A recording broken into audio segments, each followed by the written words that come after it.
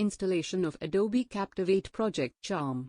Go to the URL and select your country. Adobe Captivate Project Charm will empower you to create interactive e-learning content with ease. Select Free Trial button. Start with free 30 days free trial form will be pop up. Fill all the required details and download the Adobe Captivate according to your operating system. Files you've downloaded are automatically saved in the Downloads folder.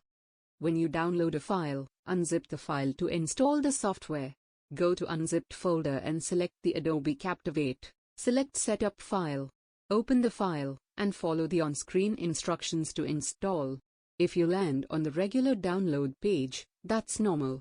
If you have an active subscription of Adobe Captivate, you will have automatic access to the new version. Let's get started with the all-new Adobe Captivate. We can also go with Take Quick Tour or directly go to the new project.